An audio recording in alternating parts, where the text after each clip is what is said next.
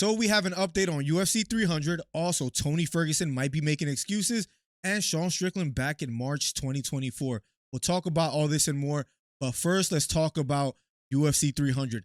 What the hell is the UFC doing? First, they gave us Holly Holm versus Kayla Harrison.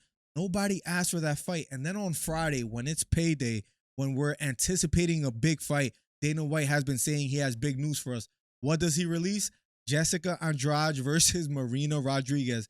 And listen, I know people have been negative about 300, but I'm sorry. I don't know what else to expect from them. We have one fight left for UFC 300 for the main event. Besides that, I don't know what direction they're going, but to announce this fight on Friday is just disgusting to me. I don't know why Dana White will take that path. It almost seems, or it almost feels like he's trolling us, because I don't know what made him think that was a good idea. I don't know what else the UFC has in store, but it's not looking good. Now, moving on, Tony Ferguson. According to him, he had an MCL tear the week before Thanksgiving, and perhaps he's trying to use this as a reason why he didn't perform to his best abilities against Paddy Pimblett.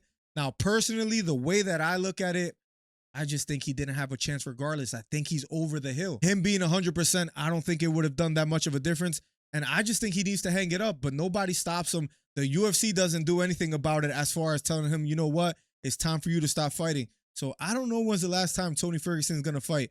But if he keeps losing, he might get double digits soon and hit a 10-fight losing streak and maybe trying to break other records in other ways, because I don't know what his plan is, but I don't know if he needs the money. I don't know what's going on. I just can't explain it, but maybe he just loves fighting, and that's where he finds meaning in life. But nonetheless, he says he had an MCL tear, and perhaps in his mind, that's why he lost.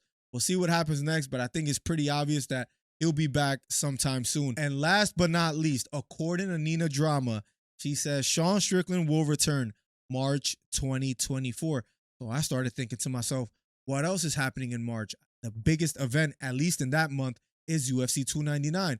So I started thinking perhaps they need him, because the other Sean, that being Sean O'Malley, doesn't really sell tickets. You heard what Taporia said about him, how his demographic and the age group that watches him is 16-year-olds and they can't afford pay-per-views. It would be crazy to see Sean Strickland and Sean O'Malley on the same card. We've seen them both have a previous beef on the seasonal presser. But if Sean Strickland is on that card, at least right now, is way more stacked than UFC 300. Because if they're announcing Andrade versus Rodriguez on a Friday, I just think that spells trouble. And then if you go on their Instagram, they have one fight to be determined, and that's the main event. The rest of the card looks pretty decent. Gaethje versus Holloway, solid fight, even though I think Gaethje's gonna, for the most part, dominate. You have Zhang Weili versus Yan Xiaonan, and people were not that excited about that fight. The Oliveira versus Saryukin fight is a good one, and I'm interested to see how Kattar does against Sterling. Prohaska versus Rakic is a decent fight. Figueiredo versus Garbrandt could be interesting. We'll see how that plays out. But overall, this card is just not living up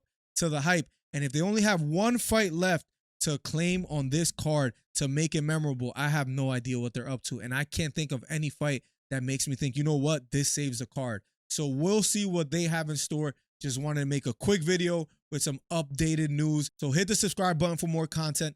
Is Drickus the king of Africa? Click on this video to find out. See you in the next one. Peace.